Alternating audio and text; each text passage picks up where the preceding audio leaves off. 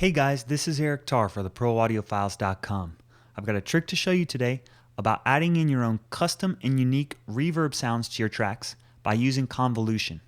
Here I'm working on an indie rock song. I'm going to be adding the reverb into my vocals. As of right now, the vocals are dry. I'll play you back the song so you can hear what it sounds like.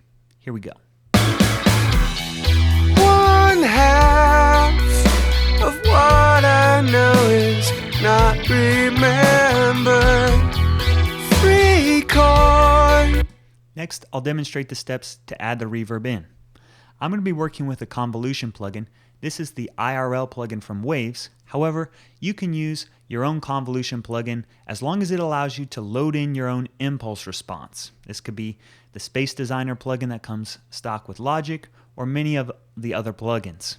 So when you load in an impulse response file, that is an actual sound file. Typically that sound file is created by going into an acoustic space, playing some sound into the room, and measuring the response of the room and capturing a sound file. Then you load that sound file into the plugin, and there you have convolution reverb. But because you're just loading in a sound file, you don't have to load in this conventional kind of impulse. You can load in whatever kind of sound file you want, and that's exactly what I'm going to do. I'm going to create an impulse response based on the sounds, signals, and tones of the song that I'm working on. So what I'll do is close this for now and then come back to it later. I'm going to create an impulse response just based on a stab here of the end of the song. So if I zoom in here, find the note, the last note that's being performed, these instruments, somewhere around here, let's listen to it. I'll play it again. That should be good for where I started. Next I need to let it ring out for a while and find the ending point. So I've got a fade out built in over here. I'm actually going to dial it back a little bit sooner on the fade out. That should be sufficient.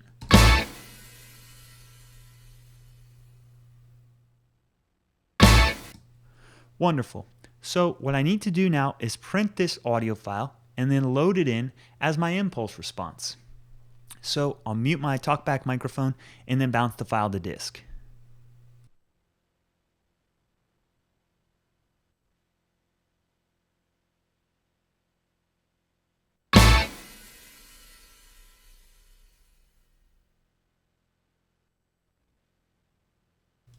Wonderful. So I just printed that sound file to my desktop so it's easy to find.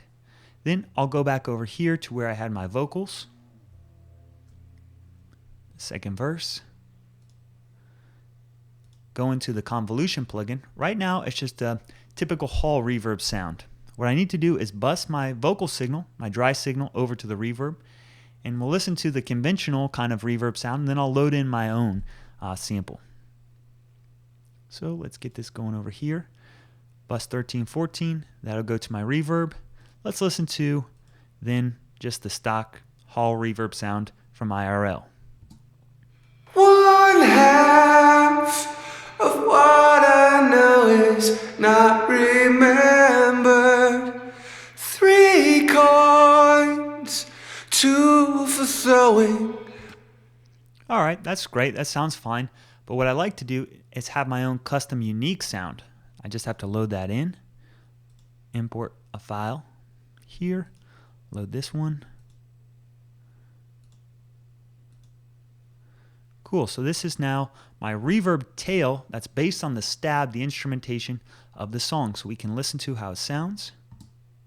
One half of what I know is not remembered.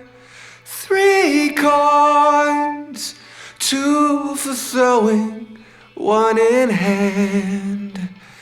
5 words for the setup, 1 left unheard. So certainly this gets away from kind of the conventional reverb kind of sound, but I think that it adds a nice special effect. And in fact, it almost gives a tonal characteristic to my reverb rather than sounding like a natural diffusing room, it sounds almost tonal because I have those pitched instruments that are part of the signal that creates the impulse response. So it's a cool way you can add that in based on the sound of your actual song. So that's all I've got for this lesson. Check back, I've got another one that I'll demonstrate about using convolution with other types of signals. Take care, guys.